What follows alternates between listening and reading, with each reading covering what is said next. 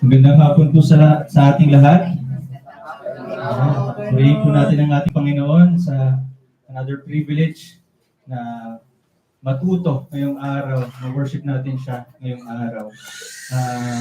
Praise God, tayo ay andito lahat as we treat our Lord, our God, because He is holy. Ngayon, we treat this time holy. Some announcement or reminder lang po ng leaders, no? Nawa po ay inaanyayahan po namin ng lahat na sana po maiwasan po natin yung pagkain while sa worship service as we treat this as holy. Di ba po? Yan po, reminder lang naman po. No, kung kailangan po talagang kumain, baka kaya po natin na kumain before po yung service. Or kung hindi po kung kakayanin after service, since meron po tayong fellowship po doon. Another reminder or announcement, since meron po tayong fellowship right after ng service, ngayon po ay we try to practice po na kung sino po yung may mga gustong bigay ng mga konting dalahin or pagkain na ating pagsalu-saluhan po after ng service. Pwede pong magdala. Yun naman po kung sino po yung may mga gusto or yun po, para sa ating lahat po. No? Ayan, praise God po sa patuloy na pag-sustain niya sa ating lahat. Praise God. Ngayon po, as we start,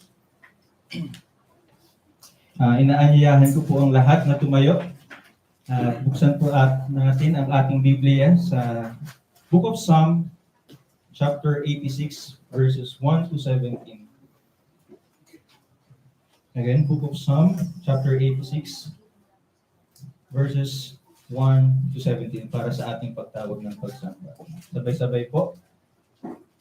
Verse 1, Incline your ear, O Lord, and answer me, for I am poor and needy. Preserve my life, for I am godly. Save your servant who trusts in you. You are my God. Be gracious to me, O Lord, for you do I cry all the day. Gladden the soul for your servant, for to you, O Lord, do I lift up my soul. For you, O Lord, are good and forgiving, abounding in steadfast love to all who call upon you. Give ear, O Lord, to my prayer. Listen to my plea for grace. In the day of my trouble, I call upon you, for you answer me.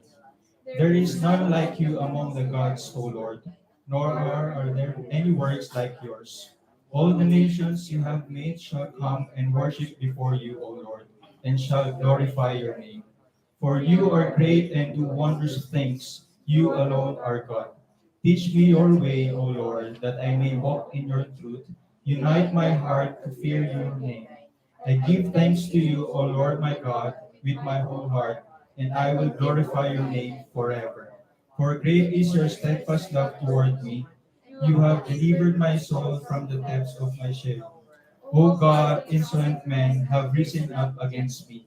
A band of ruthless men seeks my life, and they do not sit you before them. But you, O Lord, are God, merciful and gracious, slow to anger and abounding in steadfast love and faithfulness. Turn to me and be gracious to me. Give your strength to your servant, and save the son of your maidservant. Show me sign of your favor, that those who hate may see and be put to shame. Because you, Lord, have helped me and comforted me. Let's pray. Father in heaven, we thank you for this time na kami po ay pinagsama-sama niyo to worship you, to glorify your name, Lord God. Truly, kayo lamang po ang patuloy na nagagabay sa amin, nagbibigay ng kalakasan, lalo na para sa inyong pangalan. Panginoon, patuloy namin itinataas sa inyo ang gawain natin, Panginoon. Kayo po ang malwalhati sa mga oras na ito. Kayo po ang magbigay sa amin ng presence of mind At open niyo po ang aming isipan at ang aming puso sa inyong salita. Nang sa ganon, hindi lamang po ito hanggang isip ng mga matututunan namin, Panginoon. We lift up to you yung speaker namin, Panginoon. Kayo po ang kumilos sa Kanya. Kayo po ang magsalita through Him, Lord. Kayo lamang po ang dapat mapagpurihan para ngalan ngayong araw, Panginoon. We thank you, Lord God. And all of this, we pray in Jesus' name. Amen. Manatili po tayong nakatayo at atin pong kantahin ang unang himno.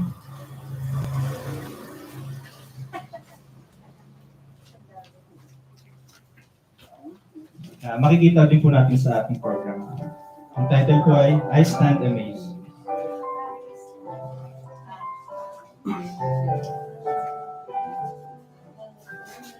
I stand amazed in the presence of Jesus the Nazarene, and wonder how a sinner condemned and clean. How marvelous, how wonderful, and my song shall ever be. How marvelous, how wonderful is my Savior's love for me.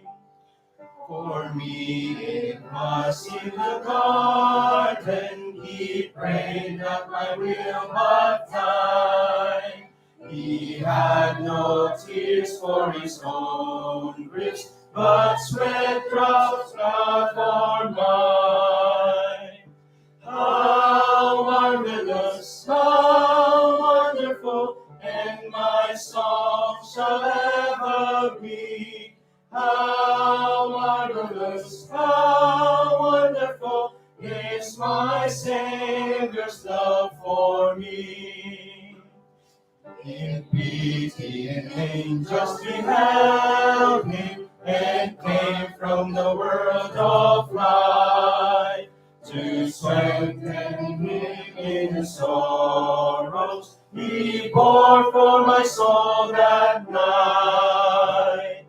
How marvelous, how wonderful, and my song shall ever be. How marvelous, how wonderful is my Savior's love for me. He took my sins and my sorrows, He made them His very own. He bore the burden to Calvary, and suffered and died alone. How marvelous, how wonderful, and my song shall ever be. How marvelous, how wonderful is my Savior's love for me. When with the ransom in glory His face I at last shall see, 'twill be my joy through the ages to sing of His love for me. How marvelous, how wonderful, and my song shall ever be. How marvelous, how wonderful is my Savior's love for me. Ngayon po, manatili po tayong nakatayo. At pumunta po tayo sa ating scripture reading na matatagpuan po sa Romans 3, verses 1 to 8. Romans 3, verses 1 to 8. Kung doon na po tayo, sabay-sabay po tayo. Verse 1, then what advantage has the Jew, or what is the value of circumcision? Much in every way. To begin with, the Jews are trusted with the oracles of God. What if some were unfaithful? Does their faithlessness nullify the faithfulness of God? By no means. Let God be true, through everyone were a liar. As it is written, that you may be justified in your words and prevail when you are judged. But in our unrighteousness serves to show the righteousness of God. What shall we say? That God is unrighteous to inflict wrath on us, as spake in a human way? By no means, for then how could God judge the world? But if through my lie God's truth abounds to his glory, why am I still being condemned as a sinner? And why not do evil that good may come? As some people slanderously charge us with saying, their condemnation is just. Ngayon po, para po sa ating pangalawang himno,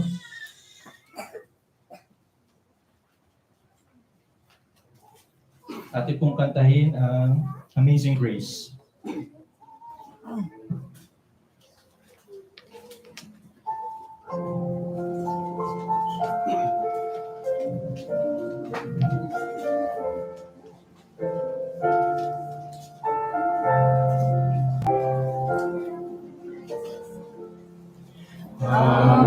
Amazing grace, how sweet the sound that saved a wretch like me. I once was lost, but now I'm found. Was blind, but now I see. 'Twas grace that taught my heart to fear, and grace my fears relieved. How precious did that grace appear, the hour I first believed. The Lord hath promised good to me, His word my hope secures.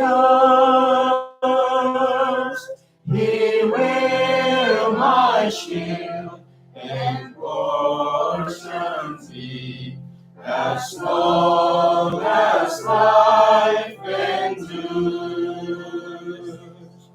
When evening there 10,000 years, bright shining as the sun, with no less days to sing God's praise than when we first begun.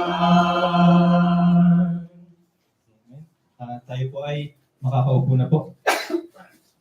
At para po sa pangangaral ng ating nagsalita ng ating Diyos, tinatawag po si Pastor MJ Navarro.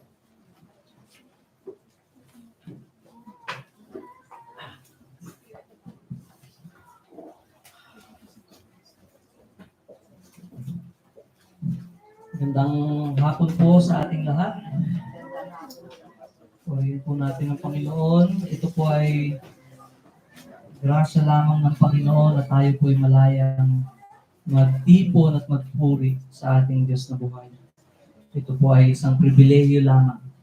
Kaya patuloy nating i-remind ang ating mga sarili na ito ay grasya lang ng Panginoon, and we are to always be grateful that we have these kinds of gathering. Praise God, no? Sa kabila ng panahon ay muli tinipon tayo muli ng Panginoon. And I praise God, meron po tayong mga kapatid na mga bago pong kasama ngayong hapong ito. We are blessed na kasama po namin kayo. Praise the Lord. Ngayon po, ang aming pong inaaral, ang ating inaaral ay patuloy pa rin po tayo sa sulat ni Apostol Pablo sa mga mananampalataya sa Roma, or sa Romans, Book of Romans. And this afternoon, our title is Advantage or Disadvantage. Hans Christian Andersen's story of the Emperor's New Clothes is among everyone's favorites because of its humor. Ito pong storya na to, maybe some of us ay familiar na patungkol sa istoryang ito. There is a certain emperor who was very fond of appearances and clothing. Mahilig siya sa fashion, sa pananamit, ng magandang magarang pananamit. And so when certain clever philosophers, pero actually itong mga taong ito ay mga manloloko, these philosophers offered to weave him a rare and costly garment. He was quite receptive. Inoperan siya, nagagawan siya ng magandang damit na mamahalin, at siya po ay pumayag dahil nga siya ay mahilig sa magarang kasuotan. He especially liked their promise that the garment would be invisible to all but the wise and pure in heart. So yung sinasabi po rin ng mga conmen na to, sabihin yung mga scammer sa ating panahon, mga manluloko, is that they will make him a clothing na napakaganda. At ang catch, people will not see it. It is invisible to people. Ngunit, ang makakakita lang ng kanyang kasuotan are those who are wise and pure in heart. And the delighted emperor commissioned his new clothing at great cost. And the conmen, yung mga manluloko, sat before the empty looms and pretended to be weaving. Nag-umpisa na silang magpanggap na sila'y nagtatahi at nagpe-prepare na magandang damit. Now, of course, can we imagine that? Wala silang hawakan. Soon, the emperor's curiosity became such that he sent his chief minister to see how things were going. So, nag-utos na siya. Silipin mo nga kung ano nangyari, kung ano nang kalagayan ng pinapagawa kong magarang damit. And seeing no cloth on the busy looms, and not wanting to be thought unwise and impure in heart, the official returned with a report about the fabulous beauty of the cloth. Dahil ayaw niyang malaman ng emperor na siya ay unwise, na siya ay hindi pure in heart. Bumalik siya na dali-dali at nag-report, napakaganda ng ginagawang damit para sa inyo. And after a time, the weavers asked for more money. Ngayon, nagtaas pa sila ngayon ng bayad ng kung magkano yung presyo ng magarang damit. Again, the emperor became impatient, sending his second chief minister, who returned with an even more enthusiastic report. Next, the emperor went himself, though he too saw nothing. He did not want to appear stupid, so he proclaimed the clothing excellent and beautiful. He even gave the weavers medals.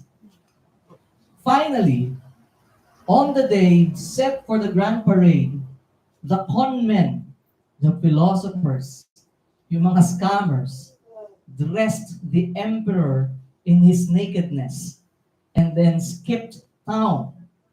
As the emperor paraded before his people, the whole populace joined in praising his beautiful new clothing.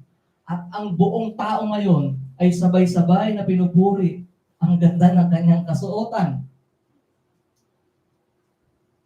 Until, so lahat po sila, no? Talagang same yung kanilang, because they know the idea that only the wise and pure in heart will be the ones na makikita yung magarang damit.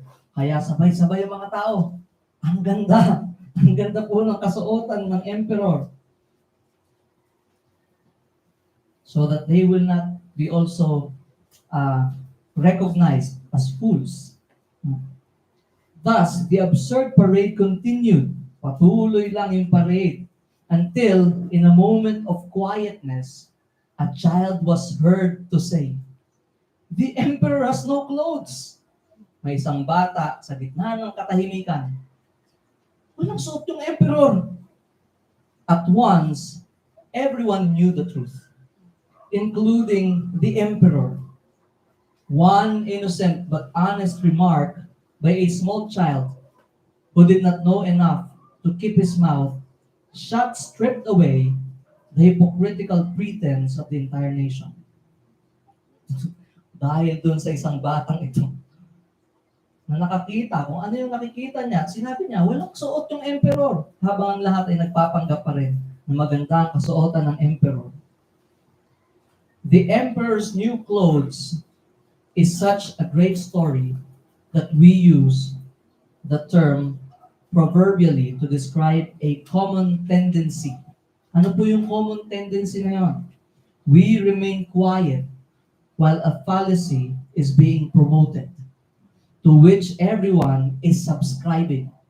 So, we become quiet because all people are, seemingly they are convinced and they're having the same view and belief.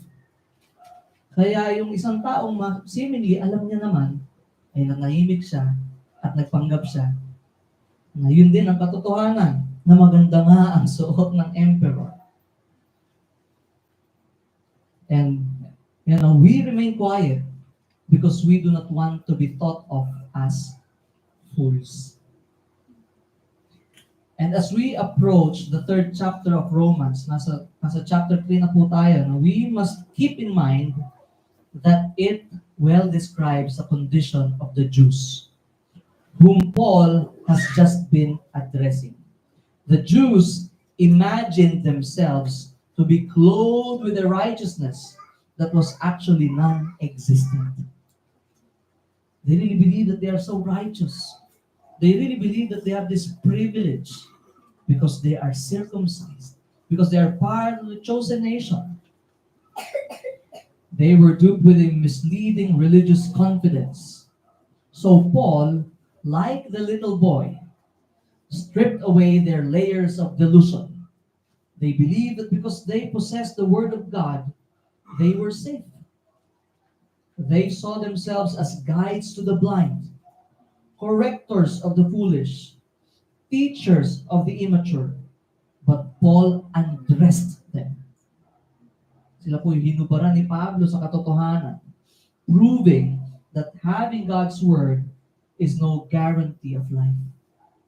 That just because they were the ones who received the written law, they are guaranteed. Paul also stripped away their errant confidence in circumcision, showing that their religious affiliation would not save them at all. Hindi sila maliligtas ng kanilang affiliation just because they are part of these people. As he undressed his fellow Jews, he also undresses us, stripping away our misleading confidence in having God's Word and our right affiliations. For all mankind, Jew and Gentile alike, true righteousness is a matter of the heart. We talked about it last week. By the Spirit, not by the letter. According to chapter 2, verse 29, the book of Romans. So, nakita po natin, last week, we understood that circumcision, bakit paulit-ulit yung term na circumcision? Sa Tagalog, pagtutuli. We understood that circumcision was so important to the Jews. It was commanded by God to Abraham, naunawaan natin, no? Sa Genesis, it was God who told Abraham yung kahalagahan ng pagtutuli. And going to Moses, he was almost killed when he disobeyed God, when he did not circumcise his own son. And the same command was included in the Mosaic Law sa Leviticus. Pag-usapan natin last week. And then, it became their assurance of heaven. Circumcision. Believing that it is the very mark that they are God's people. We even talked about the rabbi's teachings that Abraham sits at the gate of hell, preventing circumcised Jews to enter. Yun yung paniniwala at tinuturo ng mga rabbis during their time, that Abraham is sitting at the gate of hell, preventing the Israelites, circumcised Israelites, from going to hell. That's why they are so self-assured. Sila po talagang ang iniisip nila, kami ang mga tuli na inutusan ng Diyos, binigay sa amin yung command. Ito ang marka ng pagiging parte ng bayan na hinirang ng Diyos. Kaya nga po sa New Testament, nagkaroon ng tinatawag na circumcision party. Yung mga taong hindi masaya nung si Pedro ay pumasok sa bahay ng mga Hintil. We know the story of Cornelius. Because to them, no, it's not enough to believe in that Jesus. You want to be assured? Kailangan ng circumcision. But Paul made it clear that it cannot give them assurance if they are not obeying God's law. That even Gentiles, if they will be able to obey God's law, they will be accepted by God and regarded as circumcised. No? Only if they will be able to obey. But alam natin, ang point is that there's no partiality with God.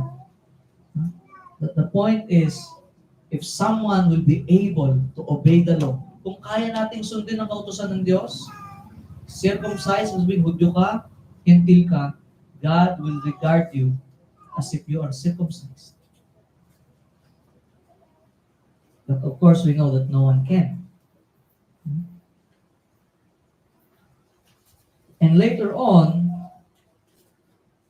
we understood that circumcision is not about physical and outward. Yun po yung ating inaral sa previous verses ng chapter 2. Circumcision is not about physical and outward cutting and piercing, but it is a matter of the heart. It is a matter of the heart. And the point is that it is our hearts that need circumcision. Whether a Jew or a Gentile, we will all be judged. Jews will be judged under the law that they receive, and the Gentiles based on their limited knowledge, since the laws were also written in their hearts. Both are condemned. Both have darkened hearts. Both are in need of spiritual surgery. Both are in need of a new heart.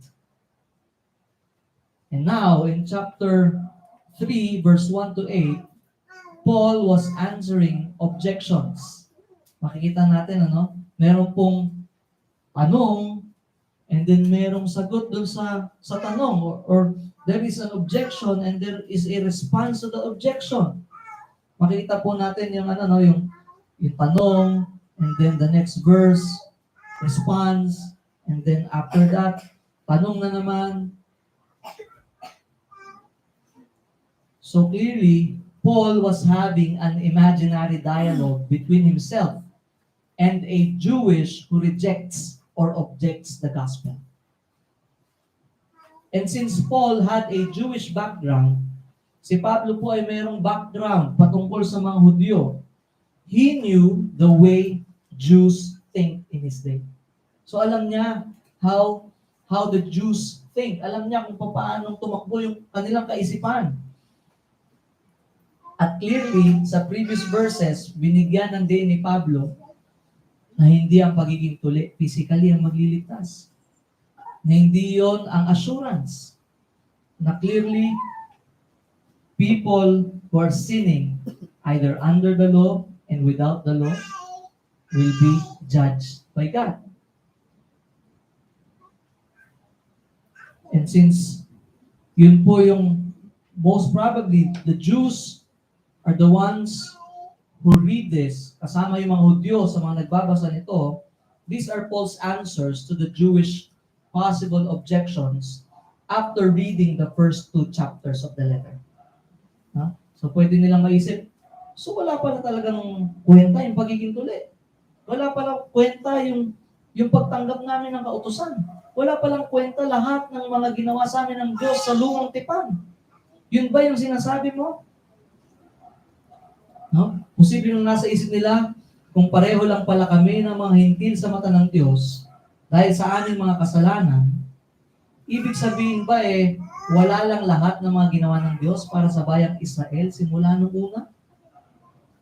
At maaaring ang sagot naman ng mga hintil na makakabasa nung panahon ni Pablo ay, mukhang gano'n na nga. Huh? Maybe they think, yes, absolutely. Ngunit malinaw na kay Pablo ay hindi po ito ang lagay. This is not the case.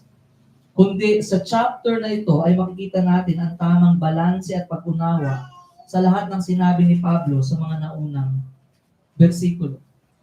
Sa previous chapters. And we will take a look at it. No? Ano nga ba yung relation nito maging sa ating title? No?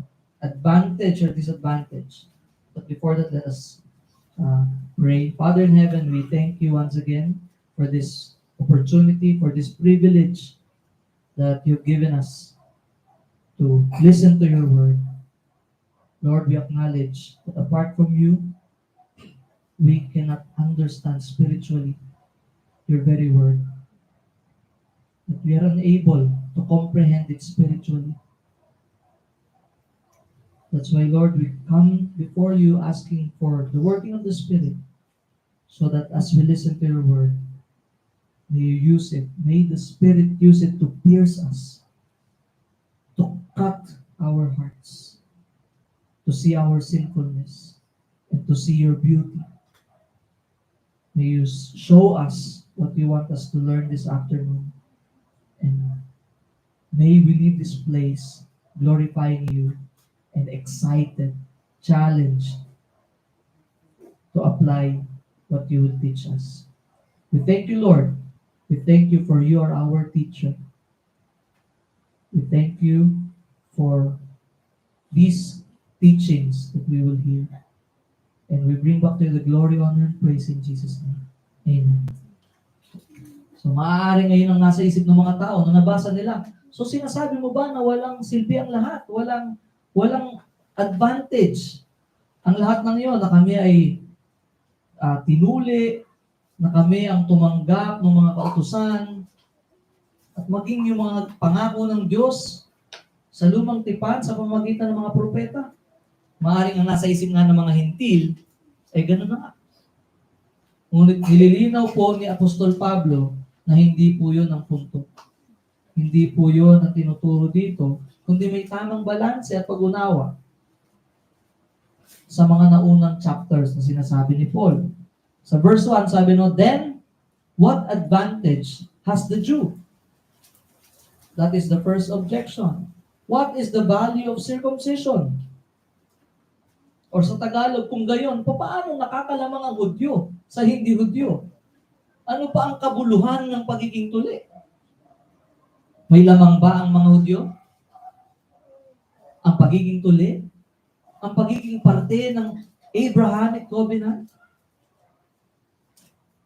Ano pong sagot ng verse 2? Much in every way. To begin with, the Jews were entrusted with the oracles of God. So napakarami. Una sa lahat ng mga Hudyo ang pinagkatiwalaan ng mga mensahe ng Diyos. So in relation to his point in his previous writing, now, Paul is making his readers know that, yes, the Jews have the advantage. Much in every way, yun ang term ni Paul, no? And clearly, so kasi there are some speculations, maybe Paul is anti-Jewish. But clearly here, no, he's not. He's not anti-Jewish. He is telling them that to be God's chosen nation was a tremendous privilege. That being a Jew has an absolute advantage.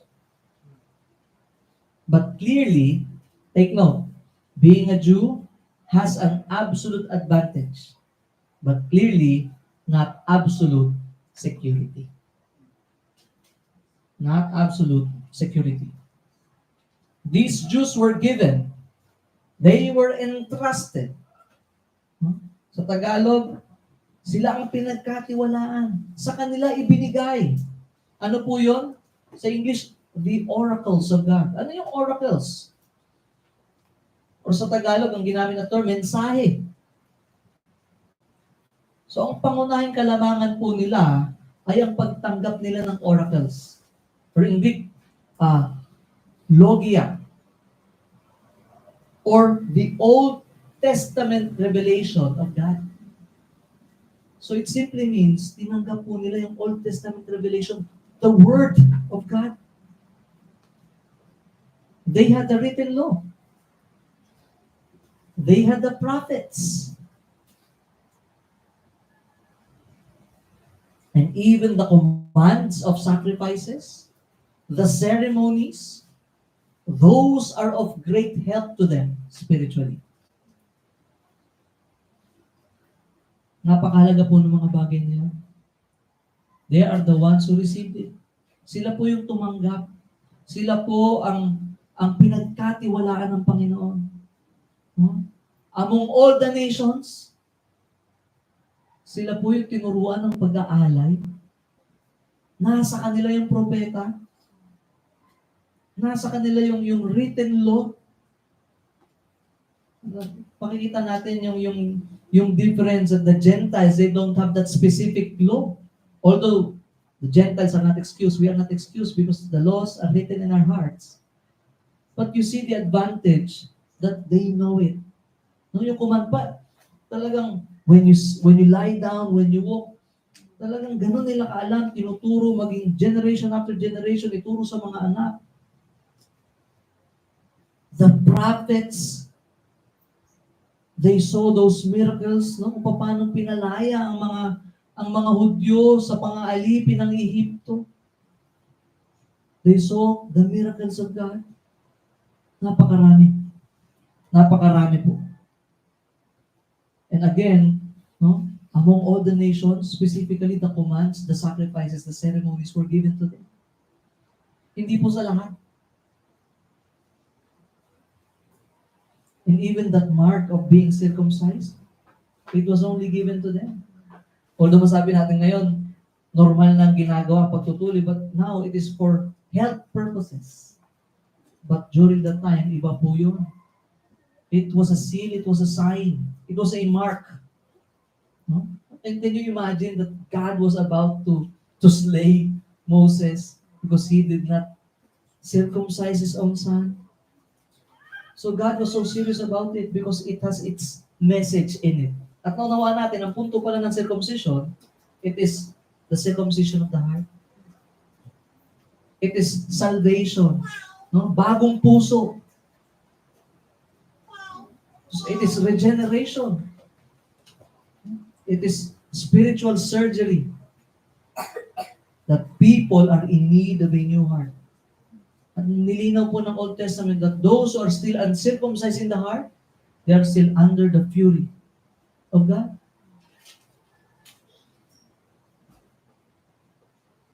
And it was entrusted to them.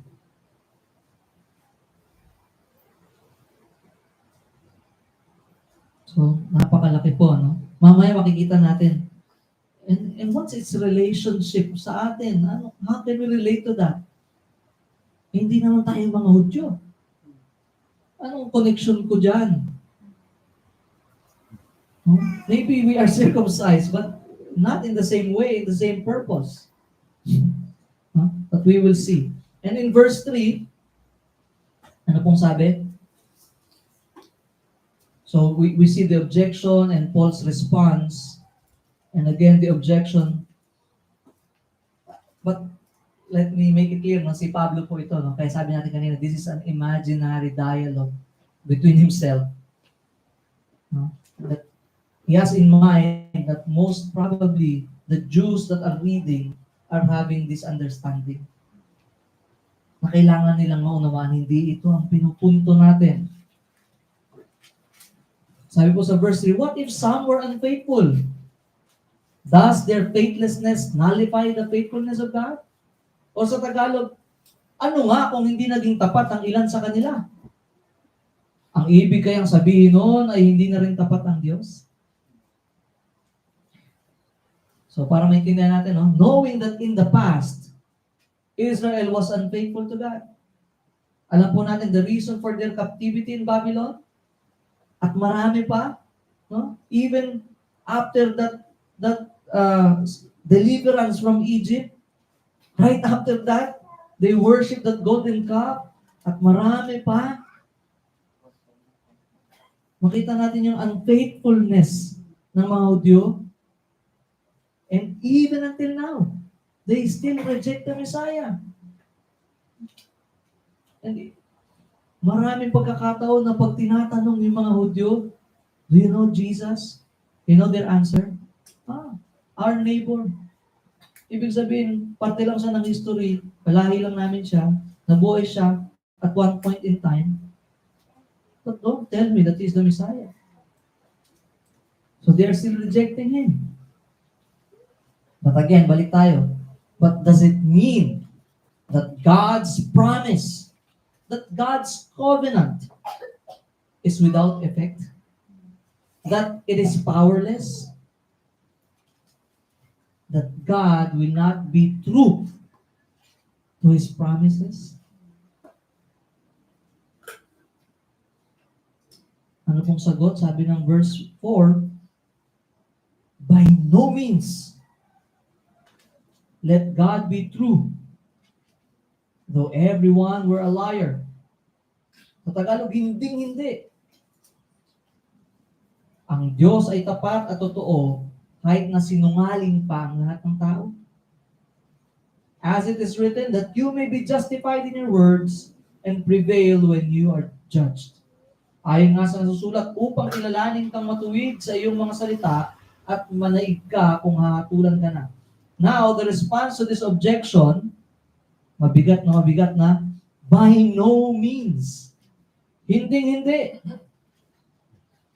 Even though we know Israel's disobedience to God in the Old Testament, na napakarami pong events ng disobedience na yon, that even until now, no, recurring pa rin, they are still not believing themselves, although we believe that there are already Jews na naging Christians. Praise the Lord. Yet, God still sent the Messiah. Isa na po yun sa proof. God did not abandon them. Why? The Redeemer. Saan dumaan? Sa lahi ni David. God sent the Messiah. God sent the Redeemer. Saan? Israel. So, His promises, kung ano po yung pinrophesy from the Old Testament, it happened. God is still true, although the Jews are unfaithful.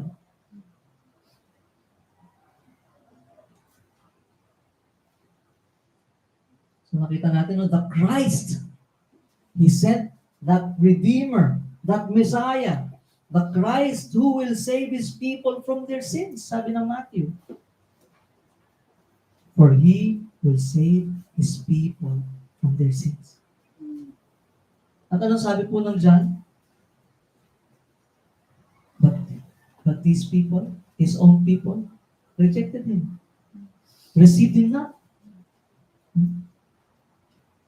Although marami pa ding hindi nananampalataya, marami pong hindi nananampalataya, at marami pa rin hindi nananampalataya, alam natin na nagligtas ang Diyos. Alam po natin na napakaraming accounts ng pagliligtas ng Diyos. At patuloy pa rin magliligtas ng mga nalalabi, ng mga natitira, or what we call the remnants. The remnant Jewish people through Christ. And that is according to the election of His grace. He will continue to save until the Lord returns. That's how faithful our God is. Their God is. You see the advantage? And even though the greater portion of Israel rejected Him, again, we see that God saves. He is true. He is faithful, even though all men are liars. Even if the popular opinion says that God is unfaithful, you know what it makes them? You know what it makes us? It makes all people liars. And that God, all the more, that it proves that God is faithful. You know, sometimes the problem with most of us, with us people, is that it's either we don't know God's promises. No? Kaya minsan nag-iisip, God is unfaithful. Why? We don't know God's promises. Kung hindi man yon, we know God's promises, but we don't believe it. We don't trust in it. Kung hindi man yon, ito po yung sad thing. At ito po yung nangyayari ngayon. We, the people, are claiming things, claiming something that God never promised. Kaya po madalas, sa mga tao nagko-conclude, hindi talaga tapat yung Diyos na yan. Kasi akala ko gagawin ito para sa akin. Did you read the Bible? No? So yun po yung mga madalas na nangyari. It's either we don't know God's promise or we know it sa ating mga isipan, yet we don't trust it. Or maybe we are believing, we are holding on to something, but the problem is that we are claiming that something that God never promised at all. So pag hindi nangyari, we go back to that idea, blaming God. Unfaithful yung Diyos. Ang ganda talaga ng reminder sa atin. Go back to the Word. Minsan we claim promises na hindi pala sa atin directly promise. No? Minsan may makita lang tayo sa Old Testament na verse, ang ganda nito, i-claim ko to para sa akin tong verse na to. And when it did not happen, we go back to that, blaming God. Lord, sabi mo sa word mo, teka lang, balikan mo, kanino ba pinangako? Baka may specific na tao. No? We sometimes try to have that, yung ganong klaseng pag-iisip. Minsan narinig pa natin, we just want to have a false hope. 60 years old na, gusto magkaanak. Huwag kang mawala ng pag-asa. Si Sarah nga eh. You see? Ganon yung danger. And then when if it does not happen, we think again, Lord, I've been praying. Lahat na pinuntahan ko, nagsayaw na nga ako dun sa Santa Clara. Pinong-pino. No? But clearly, we have to go back to the Word. Did God promise it? Si Sarah po yun. No? At dun dumaan po yung from Abraham, the descendants of Abraham. Hindi po tayo si Abraham. Kailangan po nating ingatan yun. Ngayon, ang nangyayari ngayon yan, pag maganda yung verse, I think it fits my situation. We have to be sure. Is it for me? Maybe this is specific. This is specifically promised sa Israel. Or sa specific na tao. And again, we twist. Iniisip na natin, ang Diyos yung sinungaling. That's why we have to be careful. Again, God is always true, no matter how much man falls short. And makita natin na yung sumunod na verse, sabi niya, as it is written, that you may be justified in your words and prevail when you are judged. The Apostle Paul has quoted David's repentant words. Ito po ay words ni David. Kailan po ito? After his sin with Bathsheba. Affirming God's justice and giving proof that God remains faithful and true no matter how individuals may sin. That's why the objection is therefore illogical. It is illogical. Again, gandang reminder nun.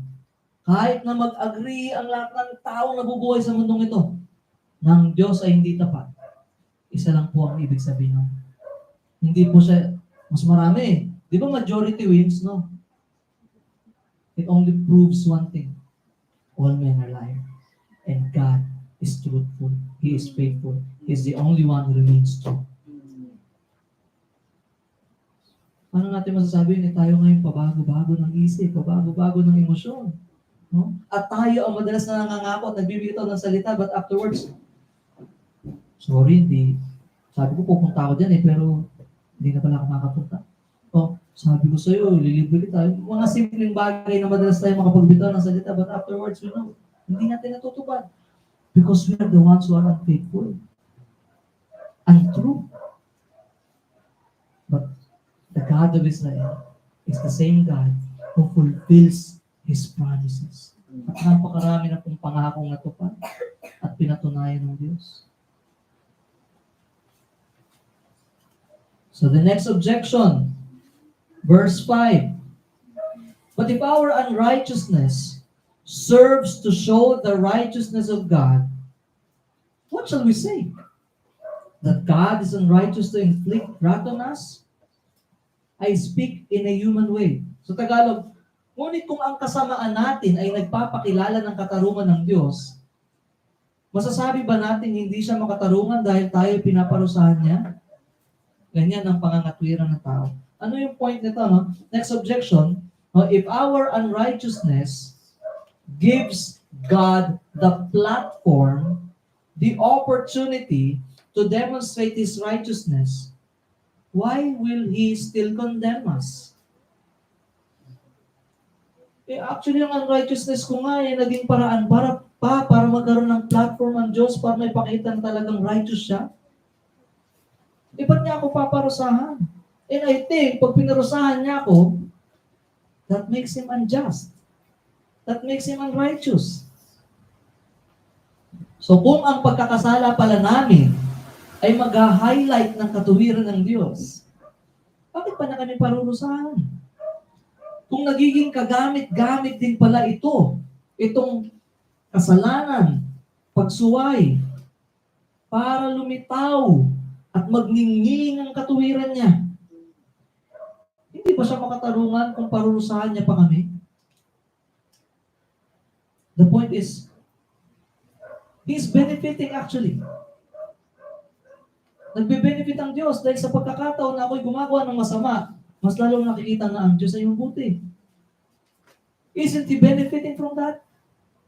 Then why does He have to punish me? And if He will still punish me, hindi ba siya unjust nun? Seemingly, God is accused by the Jews that He uses them to His own advantage. Inaakusahan ng mga Hudyo ang Diyos na para bang ang Diyos ay ginagamit sila para sa kanyang sariling kapakanan. Para mas lalo niyang iangat kung sino siya. Showing their righteousness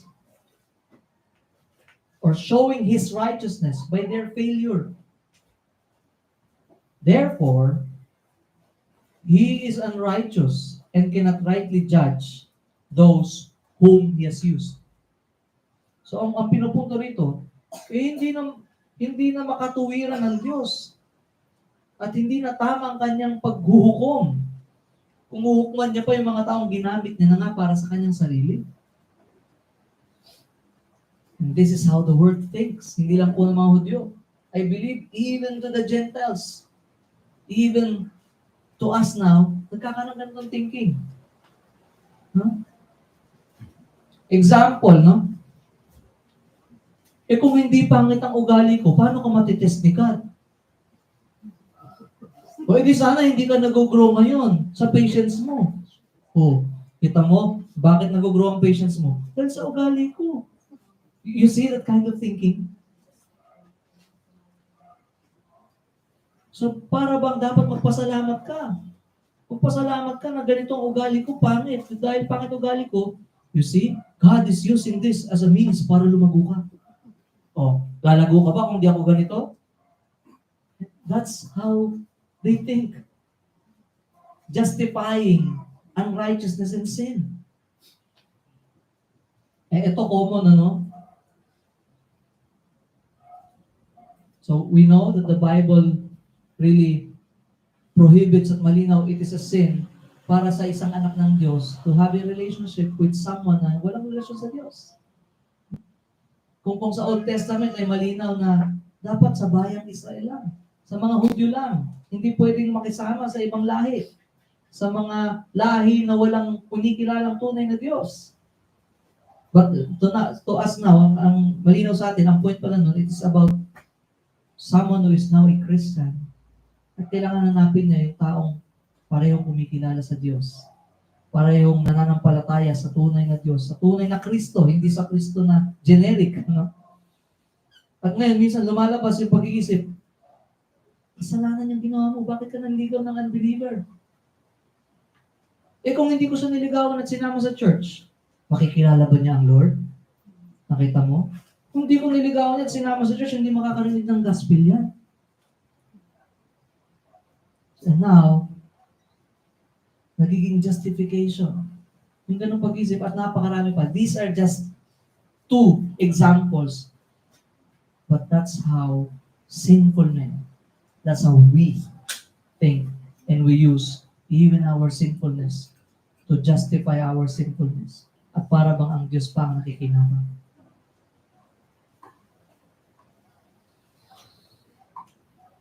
Ano pong sabi ng verse 6?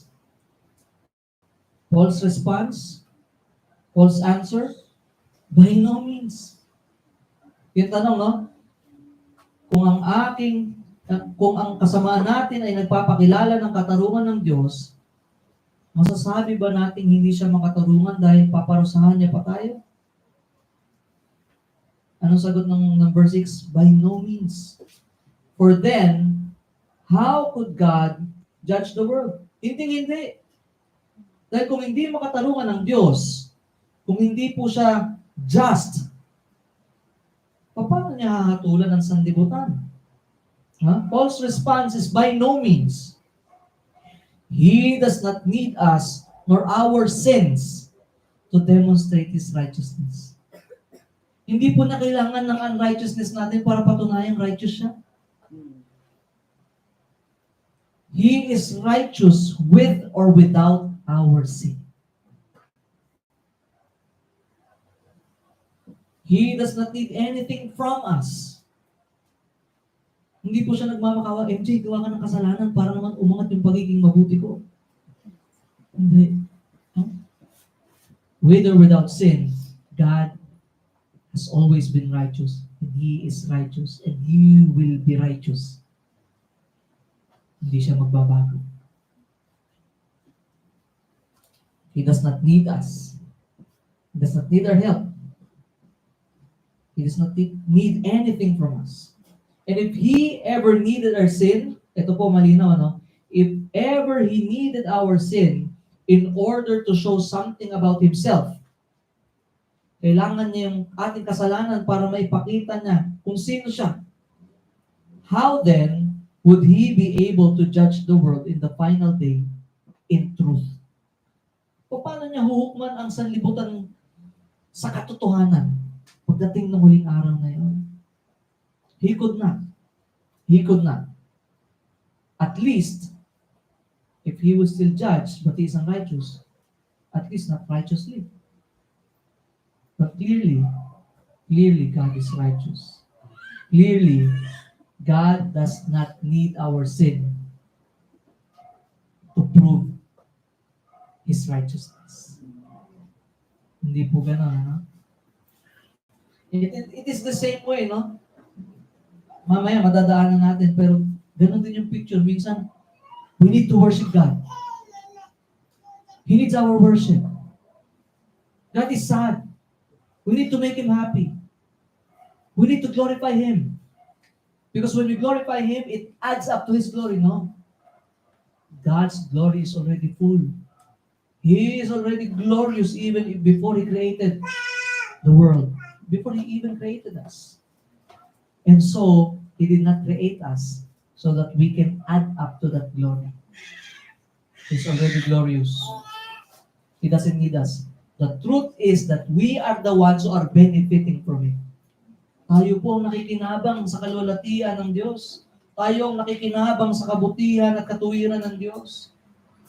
Hindi po ang Diyos ang nakikinabang sa atin. Na para bang, sige Lord, hindi ako mag-worship. God is still God. And there will still be people that will worship Him. And He even have all the angels to worship Him.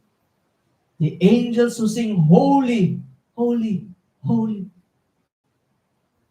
Hindi na kailangan ng ating worship. Hindi po ito nakakadagdag. The truth is, whenever we worship Him, again, we are the ones who are benefiting from it. Dahil tayo pong nakikinabang sa pagkilala natin sa Diyos na yun. We are enjoying this God. Ito'y pribilehiyo lamang.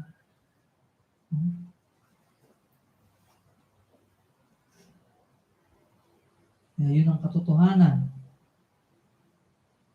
By no means. Dahil kung ang Diyos po ay hindi makatarungan, hindi siya makapaghahatol ng sanlibutan sa katarungan. Verse 7, but if through my lie, God's truth abounds to His glory. The same thing, ano? Why am I still being condemned as a sinner? Kung sa pamamagitan ng aking kasinungalingan ay lalong lumilitaw ang kalulatian ng Diyos, sapagkat lalong nakikita na siya'y tapat, bakit pa niya ako paparusahan bilang isang makasalanan? Kung sa pamamagitan ng aking pagsisinungaling ay lalo lang aangat ang kalulatian ng Diyos. So this argument is almost the same as the previous objection. God's glory will increase through my lie. Why will I still be judged? Napabuti pa nga yung pagsisinungaling ko kasi mas lalong nakikita na ang bait-bait ng Diyos. Na sa bawat pagsuway ko, tapos hindi niya ako pinarunusahan, mas lalong nakikita ng mga tao, loving siya, patient siya, gracious siya.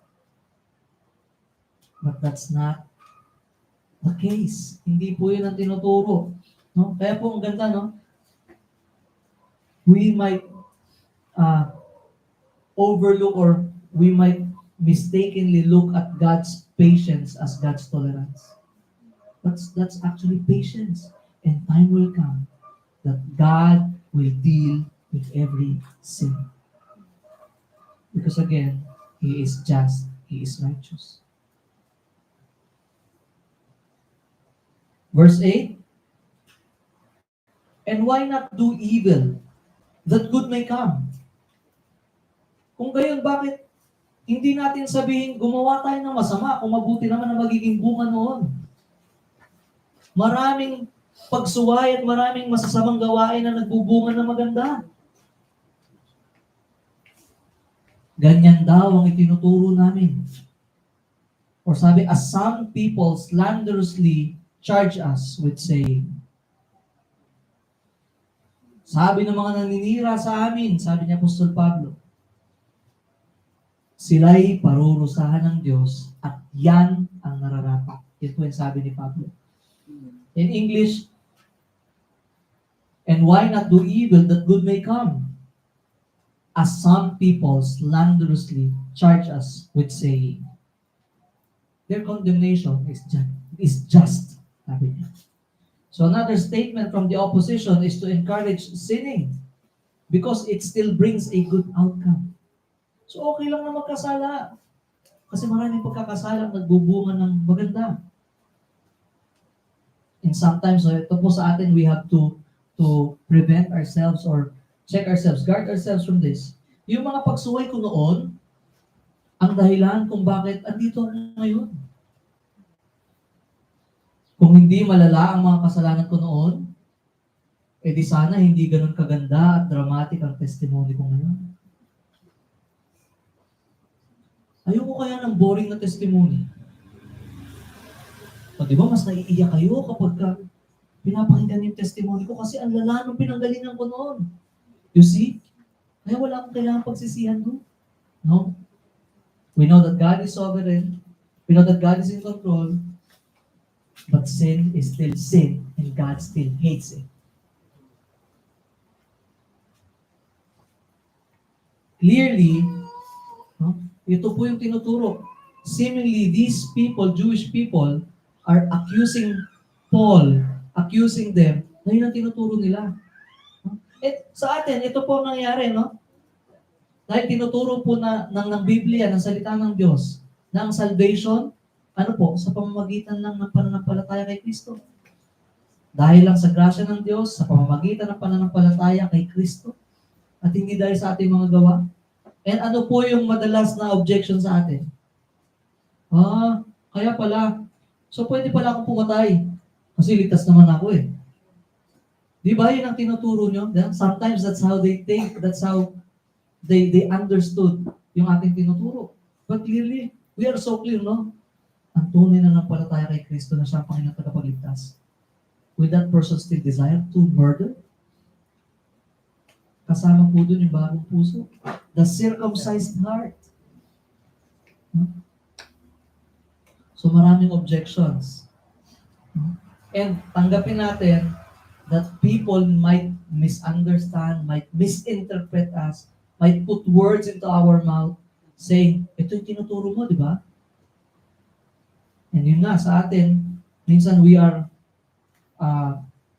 mistakenly thought na tinuturo natin na pwede na at malaya na tayo magkasala dahil bayad na. But that's not what we teach. That's not what we teach. Yung Paul here, yun din po yung nagbibigyan din sa kanya na seemingly because of God's faithfulness, because God is true, because God is righteous, and actually, sa bawat pagsuway ay umaangat pa ang pagiging matuwid at tapat at totoo ng Diyos. Kaya hindi na dapat magparusa ang Diyos ng kasalanan. At seemingly, people are thinking and spreading the idea that Paul is encouraging people to sin. But no. Paul made it clear that those who say that this is their teaching, ano sabi?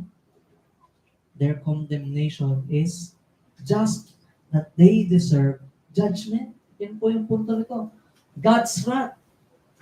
They say that God's ministers encourage sinning. Paul was clear that those people will receive what they deserve. Ano po sabi ng verse 8? Sila'y parurusahan ng Diyos at yan ang nararapat. Yun po ang Tagalog.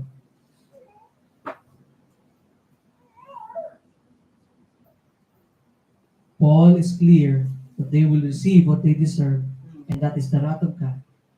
For they, bakit kaya ganun kabigat, ano? Minsan pwede si judgmental to si Pablo. Sa panahon natin na cancel culture, malamang na cancel culture na po si Pablo. No? Sa panahon natin ngayon ng offended culture na madaling ma-offend, malamang si Pablo ay nabash na. But clearly here, ito po yung malinaw. Sinasabi ni Pablo, these people, one day, these people are condemned and they will face the judgment of God. Bakit siya mabigat? Because through that misleading teaching, they are also leading people in the same direction. They are giving consent to people. Continue sinning. Why? God will be glorified.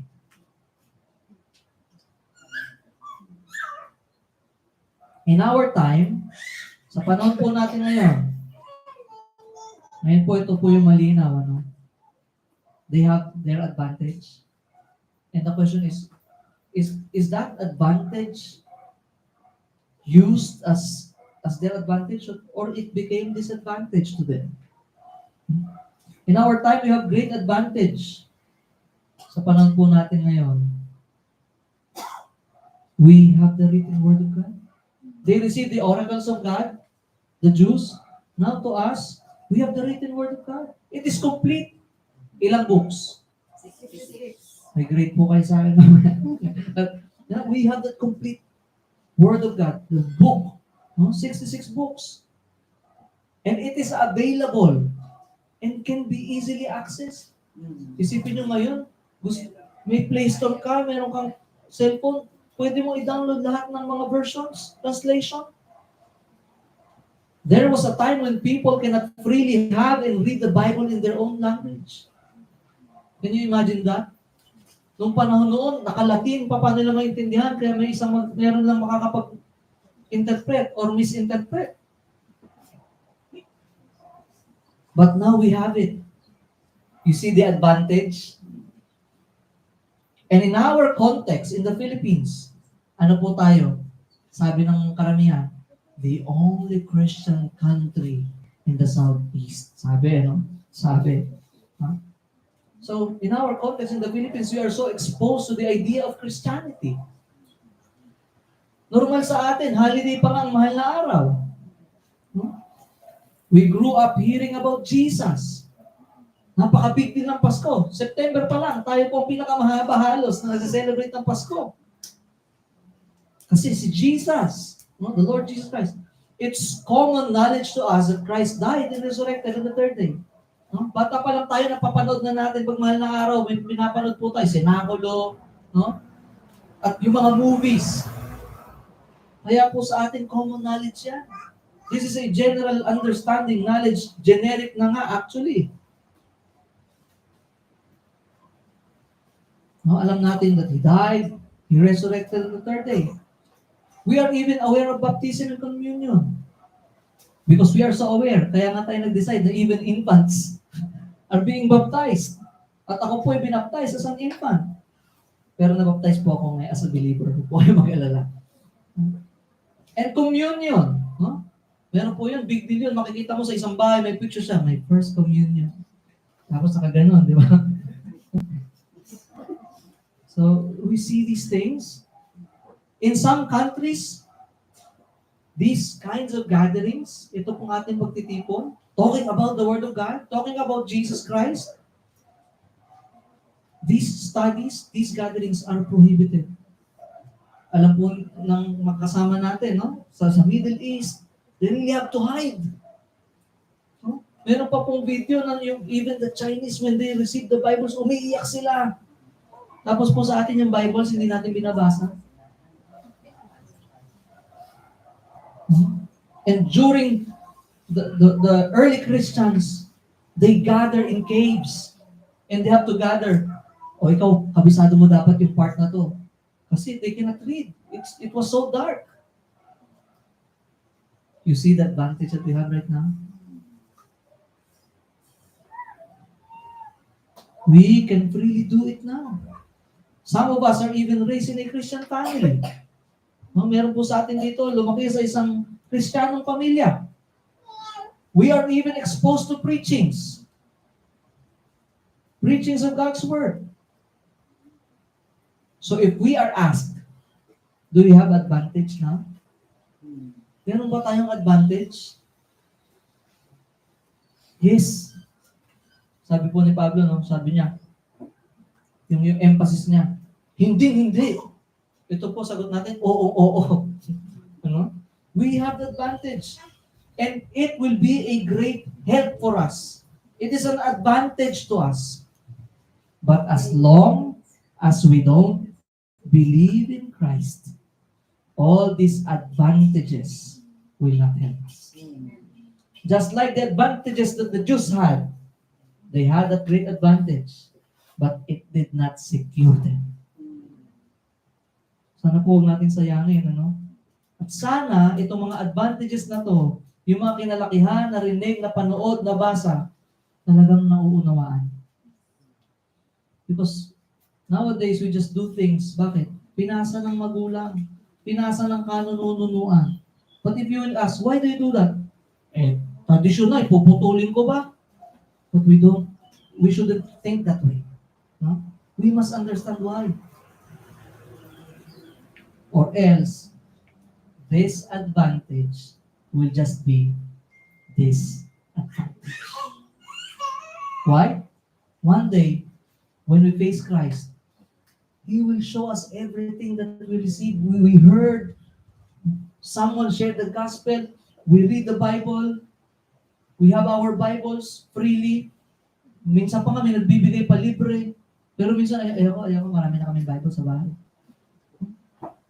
We have disadvantages. Again, as long as we are not trusting in Christ alone, not Christ with other ways, not Christ plus our religion, Christ plus our ceremonies, Christ plus our rituals, Christ plus our good works, Christ plus our prayers. As long as we don't believe in Christ, these advantages will not help us. It will not secure us. What's the point of being a Jew? What's the point of circumcision if they reject Christ? Nothing. What's the point of attending a church, holding a Bible, observing ceremonies, baptism, Lord's Supper, if we don't believe in Christ? He is the very message of all these things. Circumcision points us to Christ. Hearts can only be circumcised in Christ. Baptism, it again points us to the message of Christ. You see, sa baptism, there's immersion, no? Nilulubog yung tao and then siya'y iaahon. Because that is the picture of the gospel. Christ Himself died, He was buried, and then He rose again. The Lord's Supper, it reminds us that more than 2,000 years ago, Christ's body and blood, body was sacrificed, the blood was shed, so that those who will believe in Him will have eternal life, will be saved from what? From the wrath of God, from sin, from themselves, from ourselves. And through it, we will have a relationship with God. We will be accepted as children of God. You see, you can be called a child of the great God, King of Kings and the Lord of Lords. So, we see, sana maunawaan natin, walang point yung attending ng church if we think that attending a church will give us plus points in heaven. Di ba? Uso po ngayon yun, ligtas points. It will not help us if we think that observing ceremonies, yung baptism and Lord's Supper, yung baptism po ay makakaligtas daw, yung Lord's Supper ay literally yun ang paraan para nasa akin si Kristo, para ako'y maligtas. Again, these are just the outward reality of an inner reality. So, rituals are nothing, again, if there is no reality. The inner reality. You must understand, it is all about Christ, who He is. Siya lang ang tanging Diyos, Panginoon at tagapagligtas. At ang kanyang ginawa sa krus lamang ang magliligtas. Not our efforts, not our religiosity. Kahit na napakarami na, when you talk about the Lord's Supper, kahit nakailang Lord's Supper na ako sa buong buhay ko, it will not give me assurance. Advantage? Yes. Yes. Because it reminds us. It reminds us. But it will not assure us or secure us.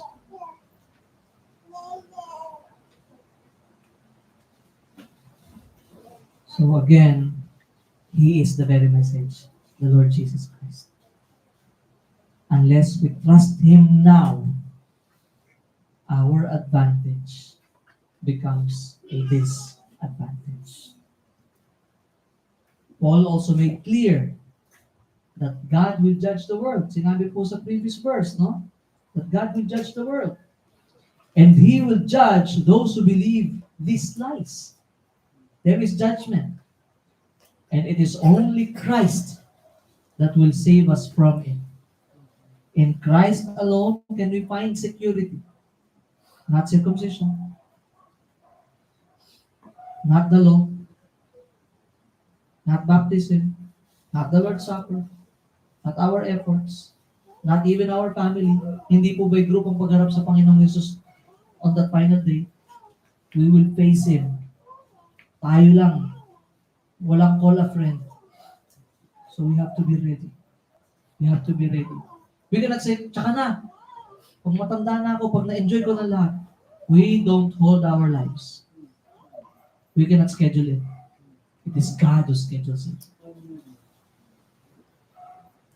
All these advantages are again pointing us to Him, who is the very message of it all. Jesus Christ. Him, Christ, and Him crucified. That is the very gospel. The only work that will save you, the only work and effort that will save me and you, the work and effort of Christ that was finished long time ago on the cross. Believe it now. Repent from your sin and believe in the Lord Jesus Christ. Let's pray. Father in heaven, we thank you for these reminders. We thank you. Truly, Lord, we realize that these advantages, lahat po ng mga exposure namin sa pangangaral ng salita, the ordinances, or some might call it sacraments, Bible, teachings, even movies that portray seemingly the death and resurrection of Christ, at napakarami pang bagay, we understand now that it is a great advantage for us. And we pray, Lord, that it will not just remain that way, but may you use it with the power of the Spirit so that we will see and understand the beauty of the gospel, the beauty of the cross, the beauty of Christ. That through it we will see how in need we are of a Savior, because we are sinful, we cannot save ourselves, and we will all one day face God, and He will judge us. But we thank you, Lord, because of Jesus Christ. Jesus Christ, who is our very life now. That He is the source of salvation, not just salvation, but He is our very hope. That He is our very peace. That He is our rest. That He is our everything. And so, Lord, I pray that through this, by the Spirit, people will come to know you as the only Lord and Savior. We believe in you, not just intellectually, but spiritually. Thank you, Lord, for this message. And we bring back to you the glory, honor, and praise in Jesus' name. Amen. Amen. And as we continue po sa ating, because ngayon po ay first Sunday, and we have our Lord's Supper. Again, talking about the advantage. Christians have this advantage that the Lord has entrusted, has given to the church the observing this ordinance. And it was clear to us, no? It's just a reminder.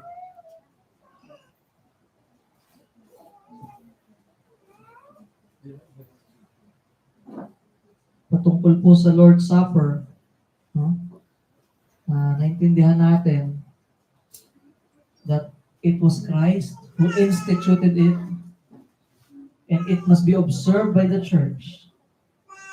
And this Lord's Supper is a reminder for us of the cross.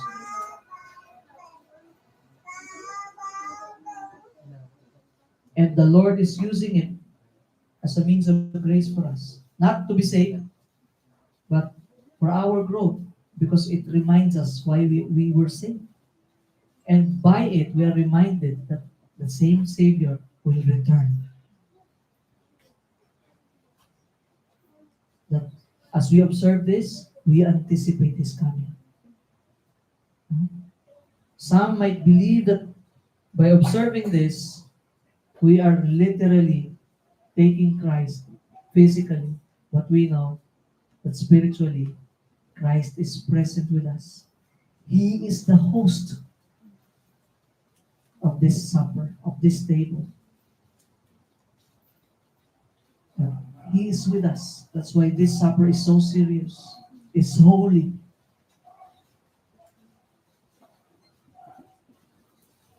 And it reminds us that the same Lord who saved us is the same Lord that will return to take us.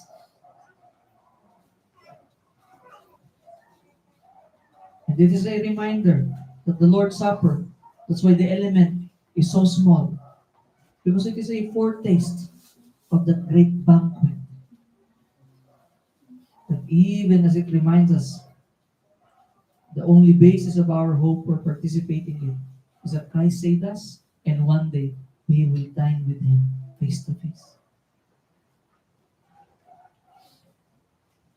And so, may we take this seriously. Ano pong sabi ng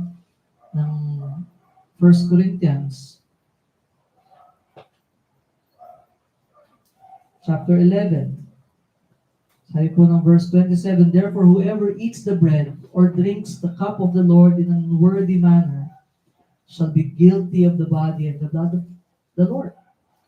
That this Lord's Supper is supposed to be a cup of blessing, but if it is taken in an unworthy manner, it brings judgment.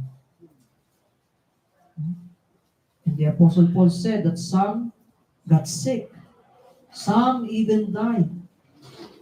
And so as we partake this, we must understand what it really means. The very purpose of the Lord Jesus, why He gave this to us. Kaya po sabi mismo sa verse 33 ng chapter 11 ng 1 Corinthians, so then my brethren, when you come together to eat, wait for one another. If anyone is hungry, let him eat at home, so that you will not come together for judgment.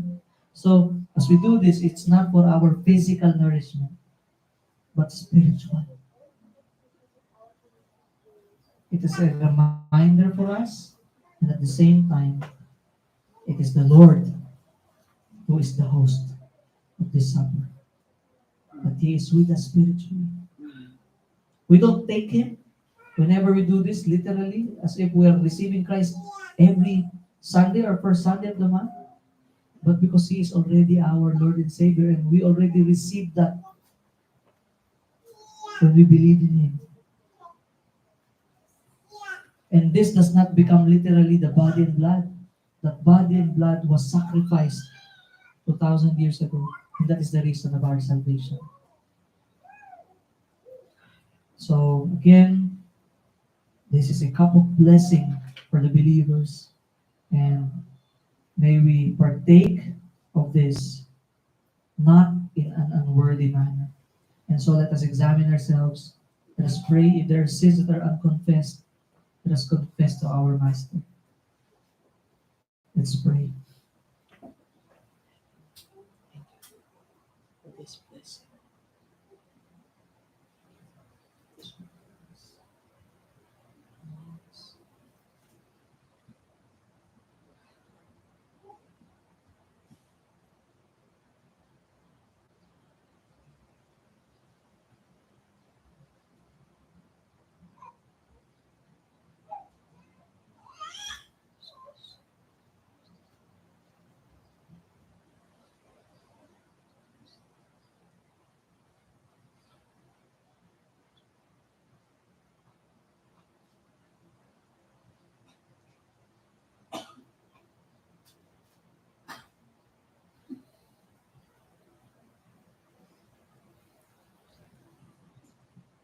Yan po, it is a reminder for us that the Lord's Supper, it must be observed by those who are already believers of the Lord Jesus Christ, and yung mga sumunod na rin sa water baptism. Kung tayo po ay nabaptize sa ibang church, but biblical, no? Tayo po ay naligtas ng napalataya at nabaptize afterwards. We can partake of this. So, to those of us na maybe naunawaan pa lang ngayon ng gospel, ang kaligtasan na kay Kristo, you can approach me so that we can talk about it further. And ngayon po, we will partake of this as a church, as a reminder, remembrance, no? And reminder that the Lord will come again to take His church. And we will one day dine with Him. This is just a foretaste. Sige po, may I ask the men to...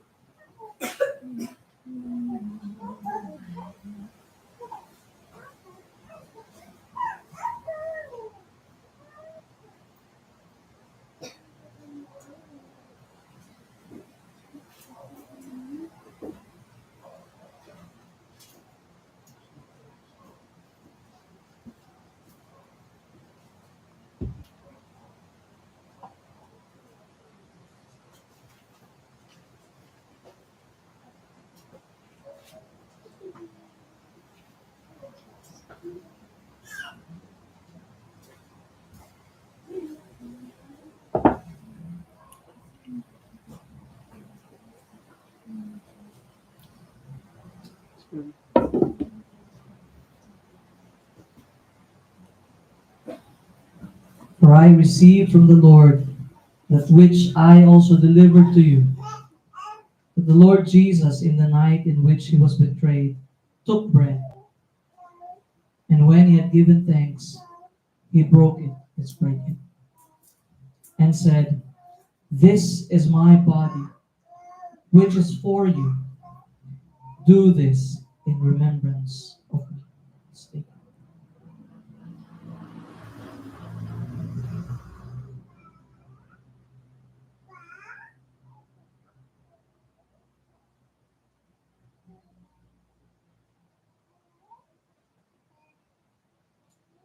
In the same way, He took the cup also after the supper, saying, "This cup is the new covenant in my blood.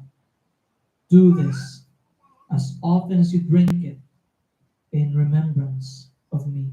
For as often as you eat this bread and drink the cup, you proclaim the Lord's death until He comes." Let's drink it.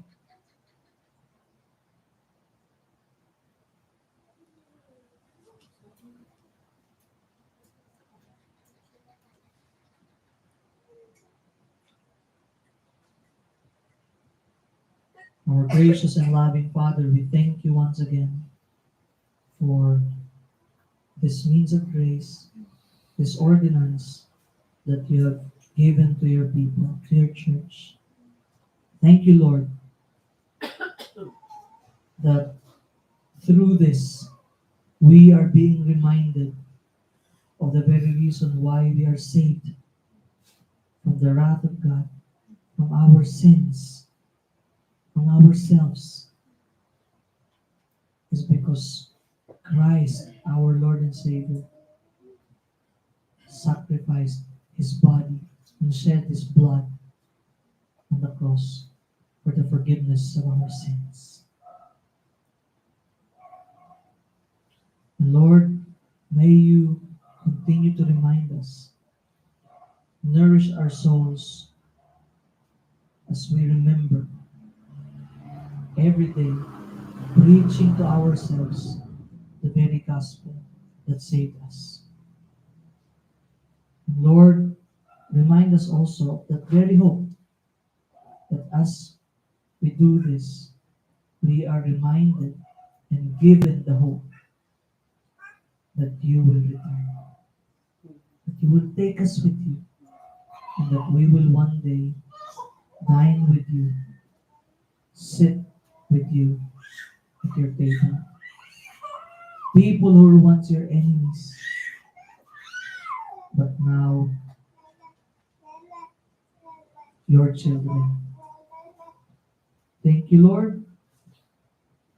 We bring back to you the glory, honor, and praise. In the mighty name of Jesus. Amen.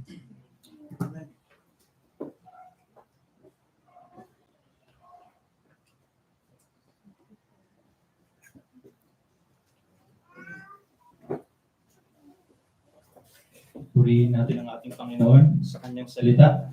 Praise God. At ngayon po ay dadako na tayo sa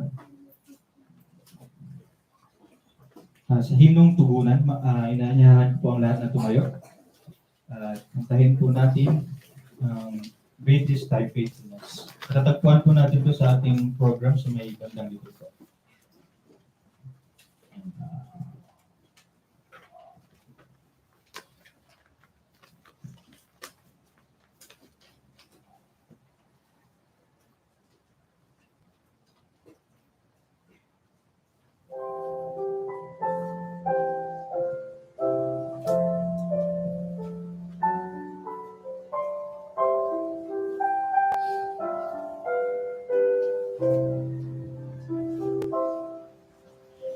Great is thy faithfulness, O God my Father. There is no shadow of turning with thee. Thou changest not, thy compassions they fail not. As thou hast been, the forever will be. Great is thy faithfulness, great is thy faithfulness.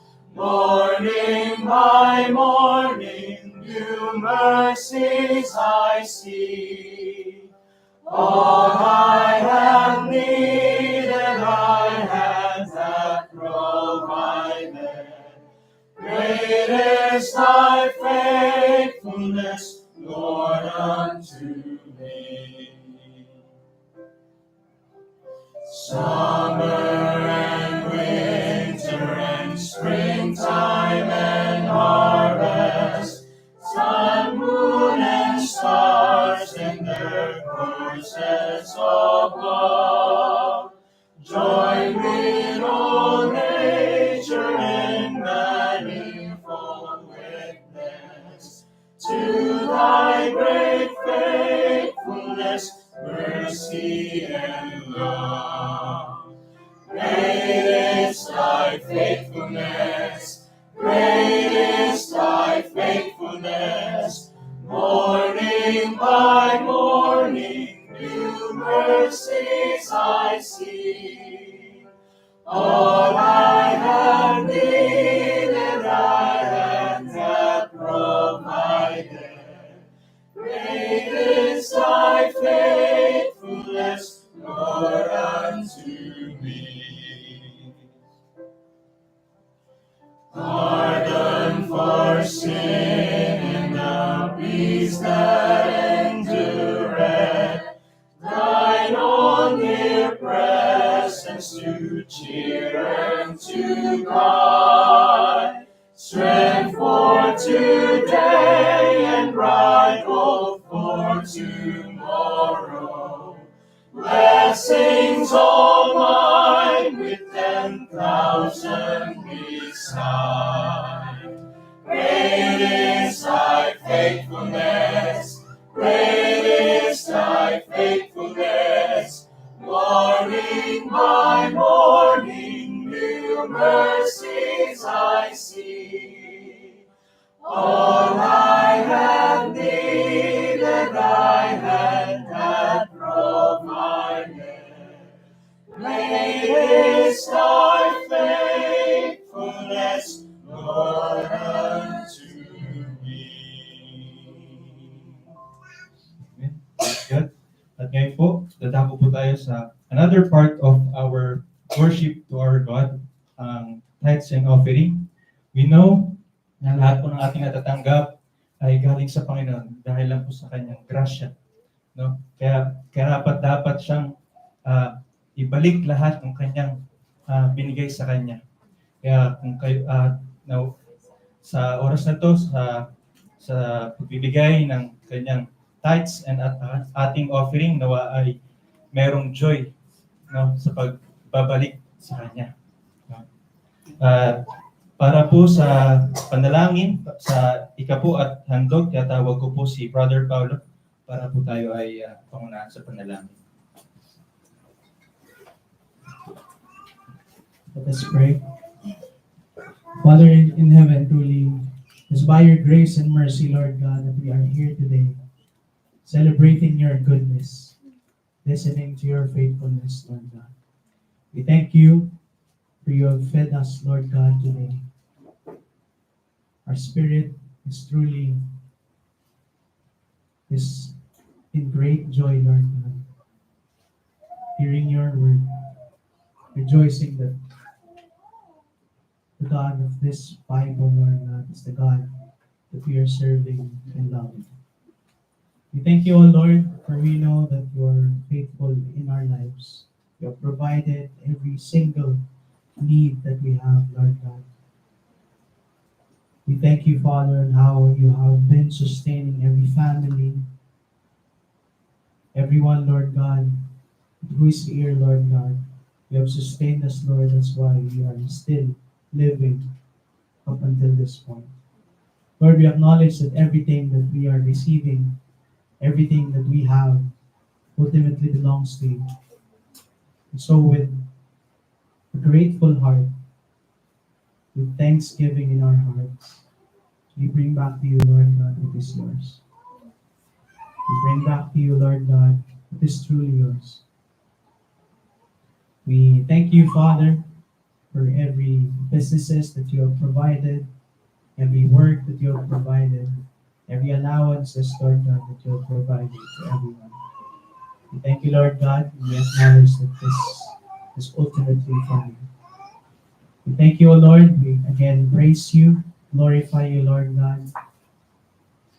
And with thanksgiving in our hearts, we will continue to praise you every single second we still have in this world. In Jesus' mighty name we pray. Amen. Awitin po natin ang ating doxolohiya. Ang Diyos sa may papurihan. Ready, sing. Ang Diyos sa may papurihan, Anak, Espiritong banal, ng mga taong nilalang, at ng buong kalangitan.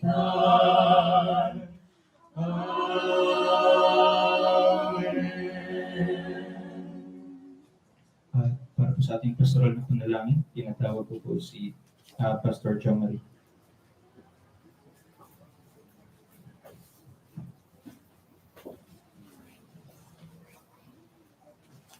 Tayo po'y manalangin. Panginoon, at dakila at makapangyarihan na Diyos, nagpapasalamat kami sa paalala niyo sa amin. Maraming salamat, Panginoon, sa kaligtasan namin natanggap sa inyo. Tunay nga na ikaw ay matapat na Diyos, magpakailanman. Nilikha niyo simula ay nagkasala, Panginoon, at patuloy kaming nakagawa ng pagkukulang at pagkakasala. Ngunit kayo ay patuloy na naging matapat sa inyong sarili, sa inyong salita, sa inyong mga pangako, Panginoon. Gaya ng pagbibigay at pag-aalay ng inyong anak ng kanyang buhay, upang kami po ay mapatawad, mabayaran ang aming mga kasalanan na hindi namin kayang bayaran. Maraming salamat sa pribilehiyo na kami po ay makapagsamba, nakarinig ng inyong salita sa pamamagitan ng inyong instrumento, si Pastor MJ. Maraming salamat, Panginoon, sa kabutihan niyo sa amin. na ito po'y paalala sa amin na araw-araw kaming nagkukulang at nagkakasala sa inyo, Panginoon. At paalala sa amin, Panginoon, na matapat ka, Panginoon, at handa ka magpatawad. Sa amin na makasalanan, Panginoon, ay humingi kami ng kapatawaran, Panginoon. At naway matuto kami, makita namin ang pagmamahal ninyo, Panginoon. Na sa buhay ng bawat isa, Panginoon, ay gagawin namin lahat ng ito, lahat ng inuutos nyo dahil unang-una, minahal nyo kami. At nandun ang aming pagmamahal sa inyo. Tulungan niyo po kami na mas lalong magnanais na purihin, mahalin ka, sundin ka, Panginoon. At maalala palagi ang ebanghelyo na aming natanggap sa inyo. Maraming salamat, Panginoon, sa pribilehiyo na ito na kami mismo, maging aming mga sarili, makita namin sa aming mga sarili na hindi kami karapat-dapat na makarinig ng iyong mensahe. Hindi kami karapat-dapat na makatanggap ng napakalaking biyaya, Panginoon, na galing sa inyo. Ngunit ibinigay niyo ito ng buong puso, ibinigay niyo ito ng may magpapasalamat, binigay ninyo ito, Panginoon, ng naayon sa inyong kabutihan at inyong kalooban, Panginoon. Panginoon, maraming salamat, Panginoon, sa bawat isa na patuloy niyong ginagamit bilang inyong instrumento sa inyong mga gawain dito sa Kalamba. Maraming salamat, Panginoon, na araw-araw at bawat pagkakataon ay gumagamit ka ng mga instrumento upang mas lalong makilala ang bawat isa, Panginoon. Naway patuloy niyo po kaming gabayan at inyong gawain dito, Panginoon, sa Kalamba, na kayo po ang manguna, kayo po ang maging sentro ng aming pagsasama-sama. Napanalangin namin, Panginoon, na lahat ng aming mga matututunan o lahat ng aming natutunan ngayong hapon na ito ay nagbigay sa amin ng mas lalong lalim sa aming kaalaman at mas lalong lalim sa aming pagmamahal sa inyo, Panginoon. Unang-una, Panginoon, kayo po'y matapat na Diyos. At nagpapasalamat kami dahil matapat kang Diyos. Nagpapasalamat kami, Panginoon, na hindi ka nagkulang sa amin. Sa paalala sa araw-araw, pati na rin sa pagkakataon na ito, na kami po ay dapat mas lalong lumapit sa inyo at magtiwala, magpakumbaba sa inyo.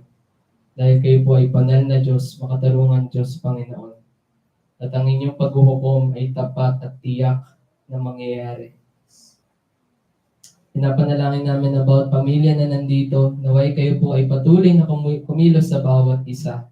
Sa mga magulang na inyong dinadala dito, na maging instrumento sila na mamuno sa kanilang pamilya at may pakita, maituro, Panginoon, si Kristo sa buhay ng kanilang mga anak. Naway patuloy niyo po silang gabayan, Panginoon, at pagkaingatan sa kanilang mga trabaho, sa kanilang mga ibinigay niyong trabaho sa bawat isa. Sa pamilya na patuloy na nagpo-provide, kayo po ang manguna sa kanila. At maging sa trabaho kung saan man sila pumupunta, ay naway magliwanag ikaw, Panginoong Jesus, sa buhay nila. Upang ang ibang tao, mga katrabaho nila, mga kasama nila ay makakilala din sa inyo sa pamamagitan ng buhay ng bawat isa, Panginoon. Lord, pinapanalangin din po namin ang mga inyong mga manggagawa dito sa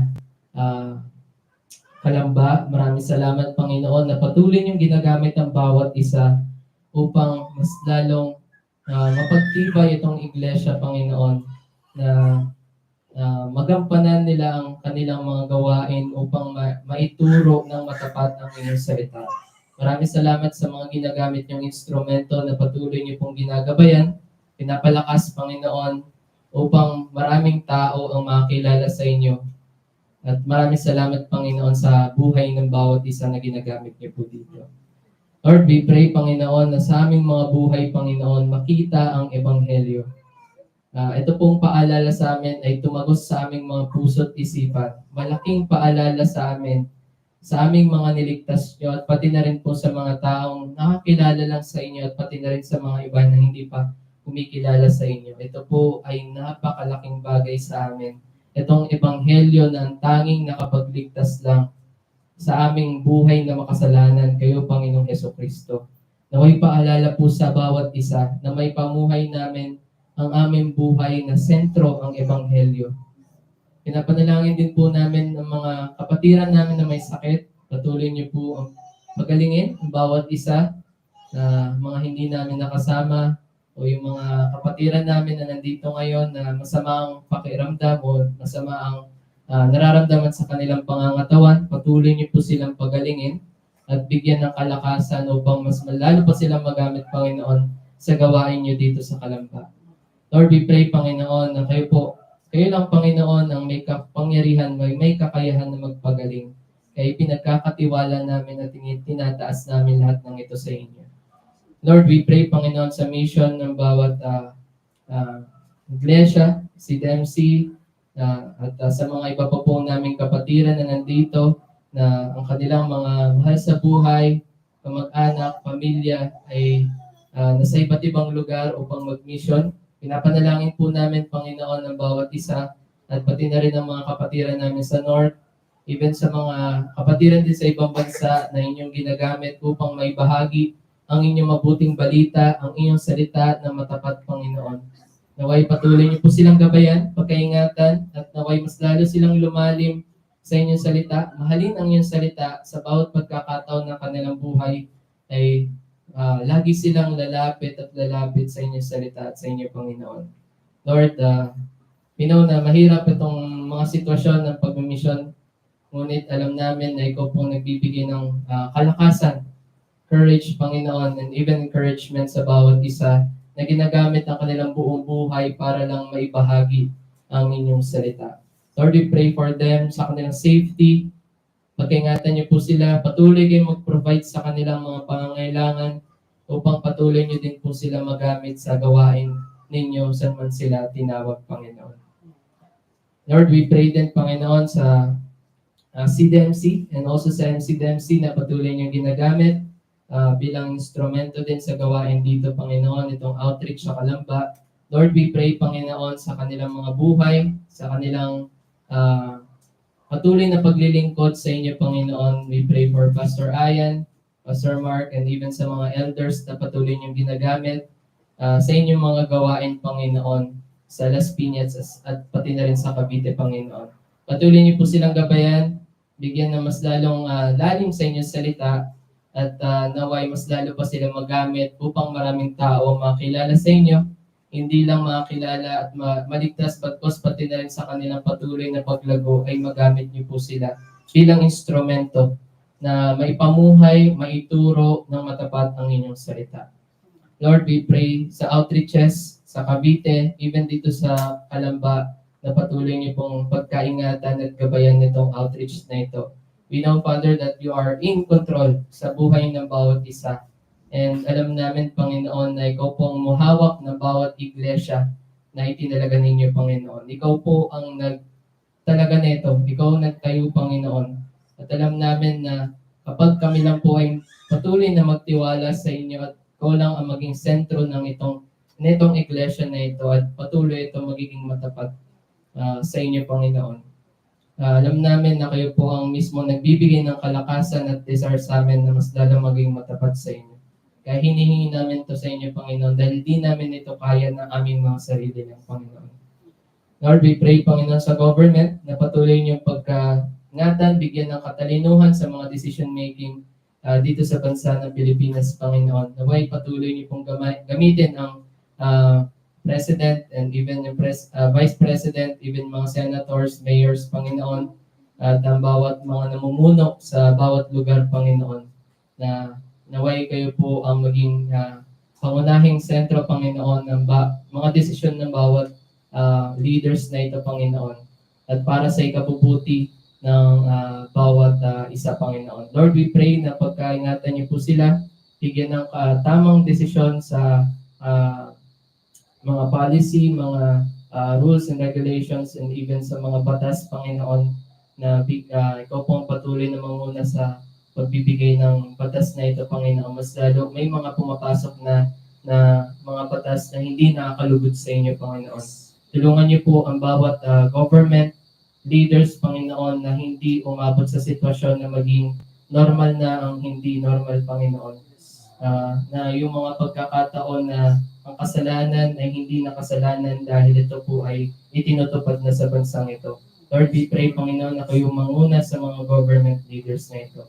Maraming salamat sa pribilehiyo na kami po ay mas lalong nakakilala sa inyo, Panginoon, at mas lalo naming nakita ang kasalanan namin, ang baba ng aming buhay, Panginoon, kung wala kayo. Maraming salamat sa pagmamahal ninyo sa amin. Naway hindi kami matulad, Panginoon, sa mga Hudyo, nagkaroon ng pribilehiyo na marinig ang iyong salita, na magkaroon ng batas, na makita ang kapangyarihan ninyo. Ngunit hindi tumatak sa kanilang puso, hindi nagbago, walang transformation sa buhay nila. Hindi nila nakita si Kristo bilang Panginoon na tagapagligtas nila. Naway sa amin na nakilala sa inyo, Panginoon, naway pahalagahan namin ang inyong salita. Naway mahalin namin ang inyong salita, na makita sa aming buhay ang inyong salita, na sa bawat babanggitin ng aming mga bibig, sa bawat pamumuhay namin, sa bawat pagkilos namin ay makita ka, Panginoong Hesukristo. Naway kayo pong malugod, kayo pong may taas, kayo pong naway maging mabigyan ng papuri, Panginoon, sa buhay ng bawat isa na nandito, Panginoon. Sa Kanya na makapag-iingat sa inyo upang kayo'y hindi magkasala at makapagharap sa inyo na walang kapintasan at may malaking kagalakan sa Kanyang kalwalatian. Sa isang Diyos na ating tagapagligtas, sa pamamagitan ni Hesukristo na Panginoon natin. Sa Kanya ang kalwalatian, kadakilaan, kapamahalaan, at kapangyarihan mula pa noong una, ngayon, at magpakailanman. Lahat ay nagsabing, Amen. Purihin natin ang ating Panginoon. Maaari na po tayong magsiupo. Yun po. Muli, palakpakan po natin ang ating Panginoon sa buong araw na to. Dito na po nagtatapos ang ating worship service ngayong araw. Nawa ay patuloy nating madakila ang ating Panginoon hindi lamang ngayong araw, sa mga susunod na araw, at habang tayo ay magkakasama din ngayong araw. Yan po. Praise God.